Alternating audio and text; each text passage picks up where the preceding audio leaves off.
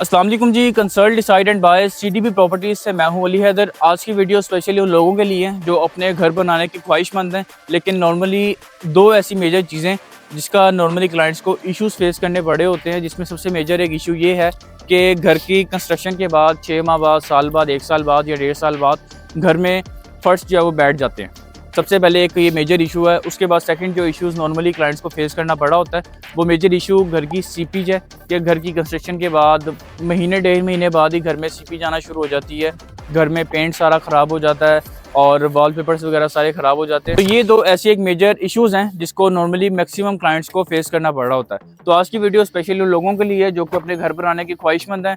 कौन कौन सी ऐसी चीज़ें हैं जिनको अगर हम स्टेप बाय स्टेप लेके चलें तो ये दोनों ऐसे मेजर इशूज़ हैं जो कि आपको अपने घर में फेस नहीं करने पड़ेंगे। तो वंस अगेन आज हमारे साथ मौजूद हैं खालिद साहब। आज हम इनसे डिस्कशन करेंगे और डिस्कस करेंगे कि ये जो दो मैंने आपको मेजर पॉइंट्स बताए उसके लिए हम अपनी साइट पे क्या क्या चीज़ें इस्तेमाल कर रहे हैं और आपके लिए क्या क्या चीज़ें रिकमेंडेड है। अस्सलाम वालेकुम। वालेकुम अस्सलाम। कैसे हैं आप? खैरियत जी से? अल्हम्दुलिल्लाह। खालिद साहब, हमारे क्लाइंट्स को दो मेजर नॉर्मल इश्यूज फेस करने पड़ रहे होते हैं, जिसमें सबसे पहला इशू कि घर की कंस्ट्रक्शन के बाद 6 माह बाद, साल बाद तकरीबन घर के फर्श बैठ जाते हैं। तो उसके हवाले से आप काइंडली बताएं कि क्या क्या चीज़ें नॉर्मली क्लाइंट्स गलती करते हैं, उसको अगर ना किया जाए या नॉर्मली लोग अगर कॉन्ट्रैक्टर से किसी से बनवा रहे हैं तो उनकी तरफ से कुछ ना कुछ ऐसी चीज़ें हो जाती हैं जिसकी वजह से आपके घरों के फर्श जो वो बैठ जाते हैं। तो उसके हवाले से थोड़ा सा काइंडली बताइए। बिस्मिल्लाहिर्रहमानिर्रहीम। बेटा बात ऐसी है कि जब हम घर बनाते हैं ना, घर के ऊपर लाखों रुपया नहीं खर्च होता, करोड़ों रुपया खर्च होता है, लेकिन हम छोटी सी मिस्टेक कर देते हैं। अब आप बताएंगे कि वो क्या मिस्टेक है।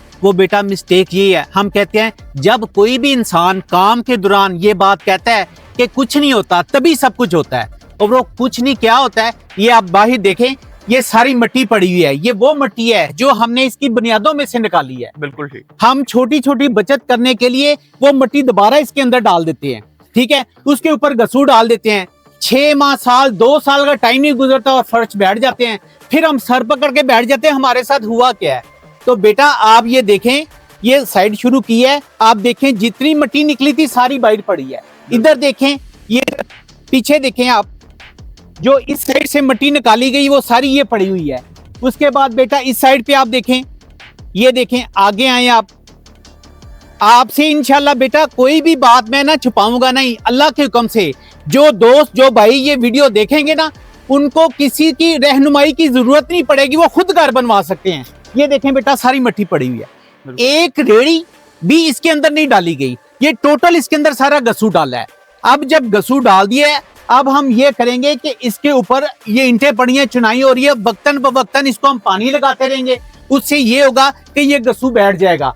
मजीद जब फर्श कच्चे होंगे फिर इसके ऊपर हम कंपैक्टर चला के फिर इसको और बैठाएंगे, तो फिर ये फर्श ना कभी बैठेंगे नहीं। जी बिल्कुल ठीक है खालिद साहब, आपने हमें बड़े अच्छे तरीके से अपडेट किया। सेकंड जो मेजर इशू है वो सीपीज के हवाले से है कि घर की कंस्ट्रक्शन अभी पूरी होती है, 1 माह बाद, 1.5 माह बाद घर में नमी आ जाती है, नया पेंट करवाया होता है, उसकी कॉस्ट दोबारा आ जाती है, दोबारा से पेंट करवाना पड़ता है। इतने एक्सपेंसिव वॉलपेपर्स होते हैं, शीट्स होती हैं जो लगवाई होती हैं फिनिशिंग के बाद, तो वो सारी सीपीज की वजह से ख़राब हो जाती हैं। तो उसके लिए हम अपनी साइट पे क्या चीज़ें ऐसी इस्तेमाल कर रहे हैं जिससे कल को घर में सीपीज नहीं आएगी, और वो लोग जो घर बनाने के ख्वाहिशमंद हैं उनके लिए थोड़ा सा चीज़ें बताएं कि किन किन स्टेप्स को फॉलो करें तो सीपीज से बचा जा सकता है। बेटा बात ऐसे है कि ये हमने डीपीसी डाला है, ये आप देख लें कि इसकी लेयर जोन सी है ना, 3 इंच की लेयर है, जिसमें 2.5 इंच जोन है वो कंक्रीट है, और उसके ऊपर आधी इंच इसके ऊपर ये चिप्स डाली है, ठीक है। इसके अंदर ना केमिकल डाला है जिसकी वजह से ये इसकी सीपीज को नीचे से आने से रोकेगा। फिर उसके बाद आप आगे आ जाएं, ये बेटा देखें, ये हमारी चुनाइयां शुरू हो गई हैं, ठीक है। इन चुनाइयों से पहले ये हमने मेबरिंग शीट जो है ना ये लगाई है। इससे बेटा ये होगा कि नीचे से सीपीज किसी सूरत ऊपर नहीं आएगी, अल्लाह के हुक्म से। तो ये छोटी छोटी चीजें होती हैं, इनके ऊपर कोई इतना बड़ा खर्चा नहीं होता, लेकिन आपका घर जो से ना पायदार और मजबूत होता है और नमी से पाक रहता है। तो ये बेटा छोटी छोटी एहतियात है, अगर आप ये घर बनाते हुए करें, मुझे अल्लाह के घर में यकीन है कि आपका घर जो है ना बहुत अच्छा, बहुत मजबूत और पायदार घर होगा, और बगैर नमी और बगैर सीपीज के होगा इंशाल्लाह अल्लाह के हुक्म से। और इंशाल्लाह आगे भी जो भी काम होगा, आप बेटा जब मर्जी है, मैं इंशाल्लाह आपको हर बात बताऊंगा, और जो बात बताऊंगा वो इंशाल्लाह जो दोस्त, जो भाई अपना घर खुद बनवा रहे हैं वो भी इस पे अमल करेंगे। ये कोई इतनी बड़ी बात नहीं है, हर इंसान घर बनवा सकता है। तो वो बनवाएंगे, उन्हें कोई प्रॉब्लम नहीं आएगी इंशाल्लाह बेटा।